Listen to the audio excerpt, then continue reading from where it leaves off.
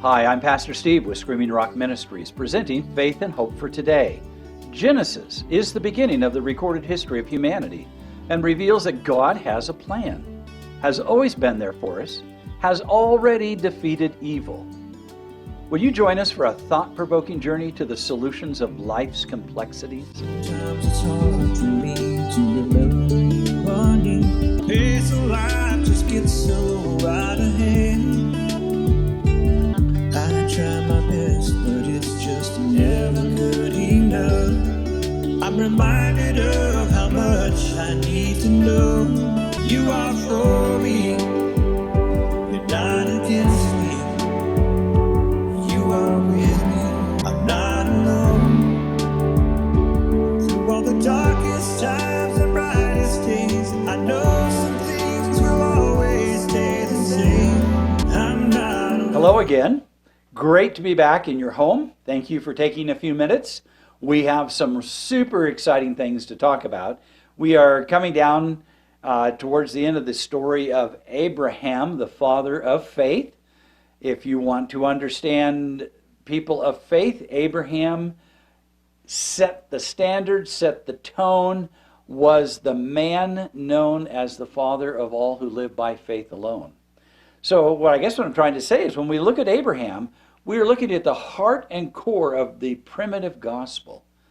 And I hope you can stay for the next few minutes as we go through this portion of his life. I think you'll find it interesting and exciting. I want to take you just for a moment to one of these brilliant, beautiful pictures that Sherry brings us. The cosmos is a fabulous, look at the beautiful flowers. Isn't that just an amazing, look at the finish on those. Just pause and take in, look at the beauty of that flower. It just helps you understand that the mind of God has only the most beautiful things in mind for you and for me. So Sherry, thank you for that absolutely gorgeous picture. I hope you enjoyed it. So we're going to jump into a conversation. Faith and Hope for Today presents, of course, Genesis, the beginning, may I say, of everything. Now, the subtitle here, we begin with Abraham learning to trust again. Have you ever repeated the same failed behavior? Have you ever repeated the same failed spiritual behavior where you have to learn the lesson all over again?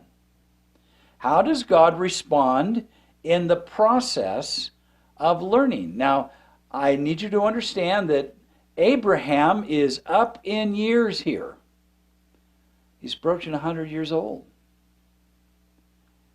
And, you couldn't get a more mature spiritual man than this. How do you relate to a believer who has a failure, who has a shortcoming, who makes a mistake? We get to go on this adventure together. I hope you enjoy this portion of our presentation today. So we're in Genesis 20. Our subtitle is Abraham's Treachery. That's a livid title, but it's accurate. Now the text reads this. Now Abraham journeyed from there towards the land of Negev and settled between Kadesh and Shur.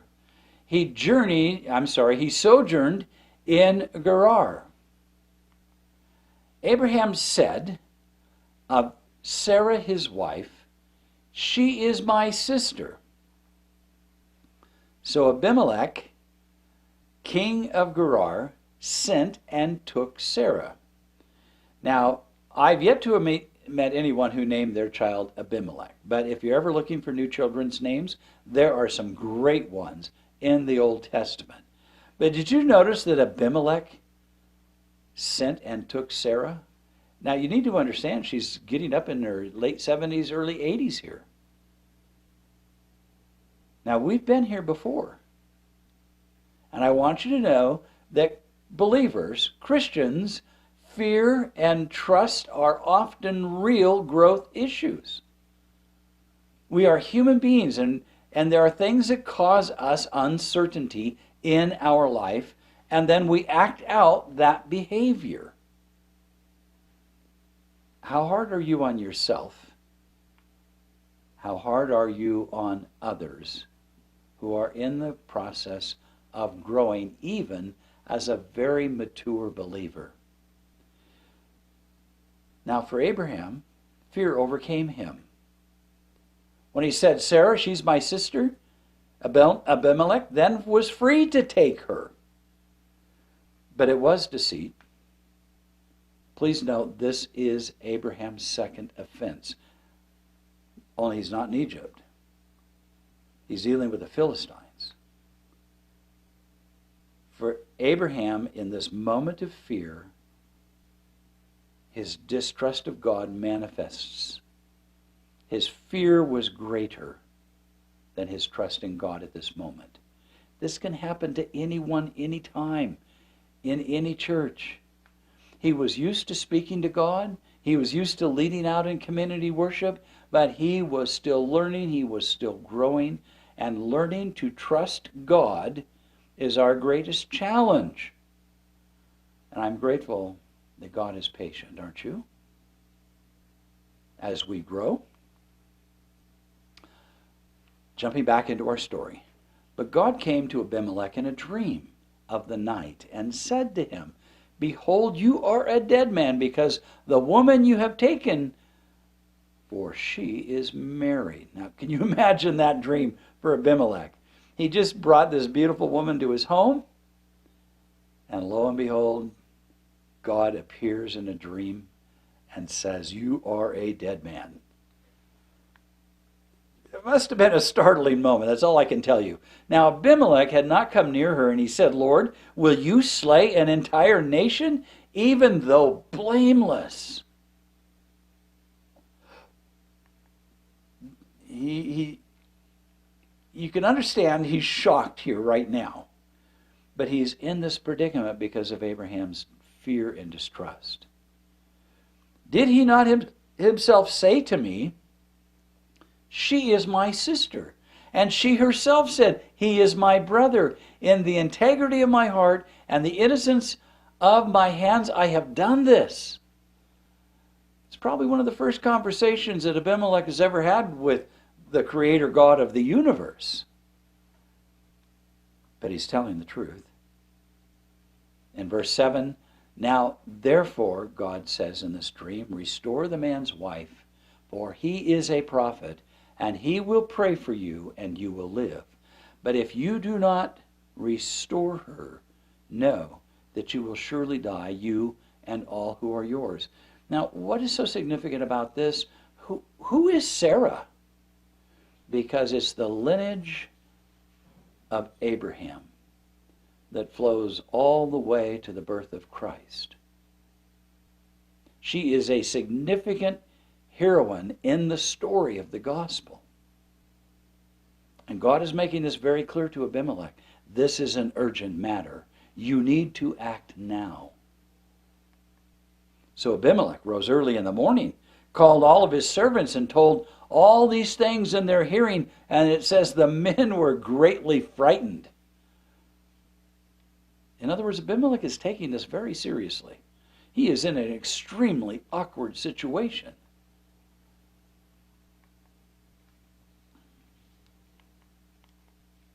Then Abimelech called Abraham and said to him, Why have you done this to us? How have I sinned against you that you brought on me and on my kingdom a great sin?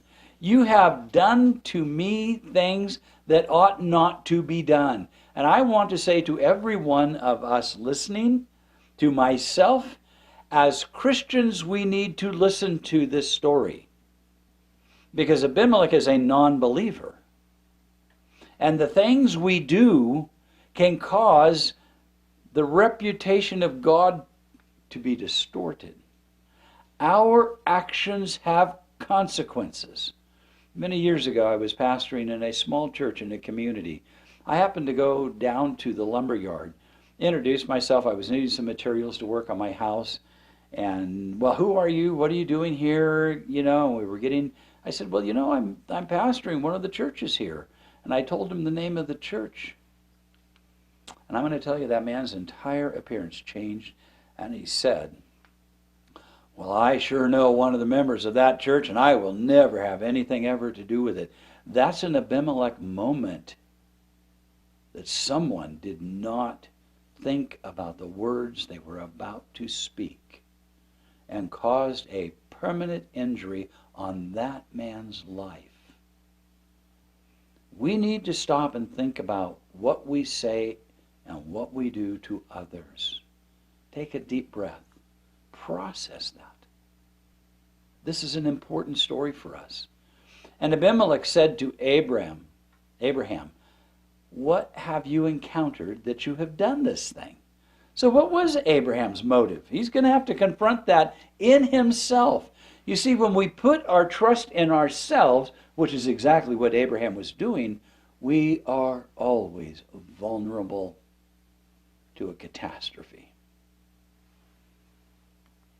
Abraham said, because I thought surely there is no fear of God in this place, they will kill me because of my wife. And in the previous story he said, because my wife is so beautiful. That's a fascinating statement, isn't it? Besides, he says to Abimelech, she actually is my sister, the daughter of my father, but not the daughter of my mother, and she became my wife.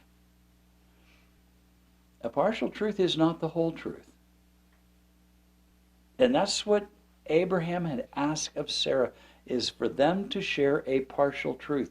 And notice what a partial truth has done twice in the life of Abraham.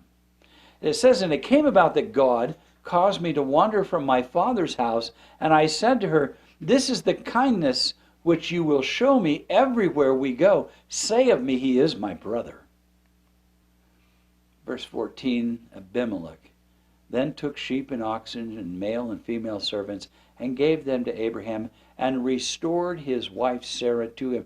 He not only gave Sarah back, but he gifted once again, like the Pharaoh of Egypt, and he blessed Abraham. Now, understand he's a little bit fearful for his life right now because of that dream he had in his conversation with God. Abimelech said, behold, my land is before you. Settle wherever you please. What a generous man. To Sarah he said, I want you to notice this. Behold, I've given your brother 1,000 pieces of silver. Behold, it is your vindication before all who are with you, and before all men you are cleared. I kind of think he's trying to say that 1,000 pieces of silver is not just your vindication. I almost wish he said, and that money's yours. I would have liked to have seen that, but that's not what it says, actually. Abraham prayed to God, and God healed Abimelech and his wife and his maids, so that they bore children. For the Lord had closed fast all the wombs of the household of Abimelech because of Sarah, Abraham's wife. Remember I said our words and actions have consequences? I just wish every member of every church, regardless of the name over the door, would ponder this story for just a few minutes. Someone wrote over 130 years ago, if we were only kinder, there would be 100 converted to the truth, or today there is only one. If we were only kinder. Abraham is learning that lesson. The question for you and I as we encounter this story and encounter the Word of God, are we learning this lesson? Are we having a learning moment here to say, I really need to think about what I say outside the doors of my church, in everyday life? What am I communicating to another human being? This was a hard lesson for Abraham. But can you understand and empathize with Abimelech working so hard now to make things right because of a partial truth? We have some growth to do as Christians. And I'm afraid that in today's world, as Christians, we're really not known for becoming kinder. We're in fact becoming known as just the opposite. And this is a crisis time, I believe, for the entire Christian church across every denomination. What are we becoming? Are we becoming kinder? Genesis 21, we're going to be looking into the birth of Isaac now in this part of our discussion. Genesis 21, verse 1, it says, "Then Lord took note of Sarah as he had said, and the Lord did for Sarah as he had promised. So Sarah conceived and bore a son to Abraham in his old age, at the appointed time of which God had spoken to him." Now, in the language of Moses here, writing the book of Genesis, as the author, has chosen his words carefully. It is about God. It is about God's faithfulness to his promise. It is about the power of God's grace. And I've got a working definition of grace here. Grace is always the power of God in action to fulfill his word or to intervene and save a human, a person, one of his children. Grace is always the action of God moving towards humanity in some form. And Moses is writing this story saying, this is the manifestation of the grace of God, fulfilling what he promised Abraham and Sarah, and that is that she would conceive and give birth to a child. Abraham called the name of his son, who was born to him, whom Sarah bore to him, Isaac. Then Abraham circumcised his son Isaac when he was 8 days old, as God had commanded. And I want you to know that in an infant, it's in that range of the 8th day when the blood clotting system begins to function at its very best. And he's following now exactly the commands of God. Now, Abraham was 100 years old when his son Isaac was born to him. And Sarah said, "God has made laughter for me. Everyone who hears will laugh with me." She has joy abounding, delight, and people can come and laugh with joy at the blessing of what God has given her in her old age. And she said, "Who would have said to Abraham that Sarah would nurse children? And yet I have borne him a son in his old age." The child grew, was weaned, and Abraham had a great feast on the day that Isaac was weaned. I mean, the joy in this household is just overflowing and abounding in the promised child. Now, Sarah saw the son of Hagar, that's her maid, the Egyptian, whom she had borne to Abraham, mocking. Therefore she said to Abraham, "Drive out this maid and her son, for the son of this maid shall not be an heir with my son Isaac." In other words, in the tension, in this divided home, Sarah is going to make certain that she is looking out for Isaac. And he said, this cannot continue. There cannot be conflict between her son and mine, between Hagar and us. That cannot be a home in which we want to raise our child. The matter distressed Abraham greatly because of his son. But God said to Abraham, "Do not be stressed because of the lad and your maid. Whatever Sarah tells you, listen to her, for through Isaac your descendants shall be named. And the son of the maid I will make a nation also, because he is your descendant." So Abraham rose early. Can I just pause for a moment here? Do you realize that Abraham has been told now that Isaac is going to become part of a great nation, and that Hagar's son is going to become a great nation? Let's continue the story. So Abraham rose early in the morning, took bread and a skin of water, and gave them to Hagar, putting them on her shoulder, and gave her the boy, and sent her away. And she departed and wandered about in the wilderness of Beersheba. She was just feeling lost. When the water in the skin was used up, she left the boy under one of the bushes. Then she went and sat down opposite him about a bow shot away. That could be 100 yards.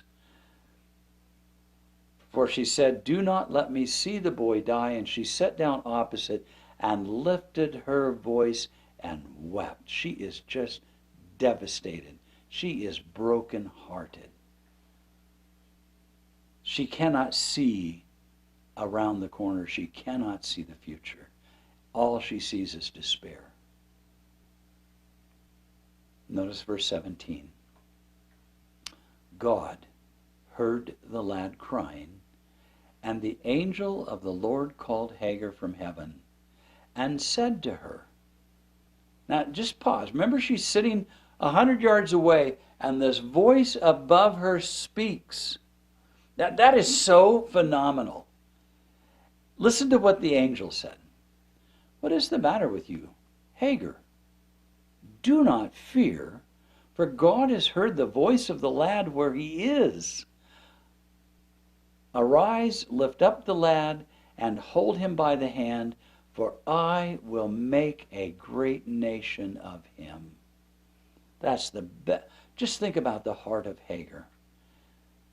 Think about the promise for Ishmael. Just think about all the good things that flow into her mind. God cares, and he is involved in the story and the lives of these people. Verse 19. Then God opened her eyes. She saw a well of water. She went and filled the skin with water and gave the lad a drink. So understand this. God is watching over Abraham and Sarah with this promised child, even in the miracle of their extraordinarily old age. But I also want you to pay careful attention here. As we're watching a nation come out of Hagar and Ishmael, we're watching God make this promise that a great nation will arise out of this lad, out of this boy. And God provides water to get them to where they need to be. God is a God that provides. He has never stopped doing that. Do you have confidence in God? In the moment of despair in your life, are you waiting and trusting alone by faith that God can see you through? In verse 20 it says, God was with the lad, and he grew, and he lived in the wilderness and became an archer. He lived in the wilderness of Paran, and his mother took a wife for him from the land of Egypt. And isn't that where Hagar was from? She didn't want him to forget his own roots. That's a really amazing mom, isn't it? A really amazing mother. And notice that God is in the midst of this story. We look at the Arabs and we look at the Bedouins and we look at this part of the world, and we can see that promise was fulfilled. It says in verse 22, now it came about at that time that Abimelech and Phicol, the commander of his army, spoke to Abraham, saying, God is with you in all that you do. Now therefore swear to me here by God that you will not deal falsely with me or with my offspring or with my posterity, but according to the kindness that I have shown to you, you shall show to me and to the land in which you have sojourned. In other words, he's saying, Abraham, will you return the kindness I have given to you? Now, who's modeling kindness here? Remember I said we need to think about what we say and do? Who is the kindest person in this story so far? In Genesis 21. Not only that, but Abimelech is sitting there with a group of men. This isn't just two of them having a conversation. Pay attention. And Abraham said, I swear it. But Abraham complained to Abimelech because the well of water which the servants of Abimelech had seized. And Abimelech said, I do not know who has done this thing. You did not tell me, nor did I hear of it until today. In other words, Abraham had been enforcing the don't talk rule, creating tension in his relationship with King Abimelech. So, in verse 27, Abraham took sheep and oxen and gave them to Abimelech, and two of them made a covenant. And Abraham set 7 ewe lambs to the flock by themselves. Abimelech said, Abraham, what do these 7 ewe lambs mean, which you have set by themselves? And he said, Abimelech, you shall take these 7 ewe lambs from my hand, so that it may be a witness to me that I dug this well. Therefore, he called that place Beersheba, because there the two of them took an oath, and they made a covenant at Beersheba. And Abimelech and Phicol, the commander of his army, arose and returned to the land of the Philistines. Abraham planted a tamarisk tree at Beersheba, and there he called on the name of the Lord, the everlasting God. And Abraham sojourned in the land of the Philistines for many days. So what do we learn as we bring this conversation to a close? First of all, we learn that Abraham still had spiritual growth and character growth to happen in his life. And that was okay, even though it caused trauma for everyone. We discover that God is a God of grace and he fulfills his word. That he took care of Hagar and Ishmael and created a great nation. And he reestablished a connection, and Abimelech recognized the God of Abraham as a great God. It's an important story for us. Put yourself in the middle of it. Ask yourself what you would do. As we take our closing remarks, I just want to take you to one of our favorite beaches here on the north coast of California. Sherry just happened to catch that picture at a lovely time of day. Reflection of those big, huge stacks in the ocean there as the tide is slowly coming in. Really appreciate Sherry's blessing. Enjoy these stories. Take time. Learn. Blessings. Have a great rest of your day. Thank you for watching today. Our email address is screamingrockministries@gmail.com, or drop us a note to Screaming Rock Ministries, P.O. Box 5622, Twin Falls, Idaho 83303.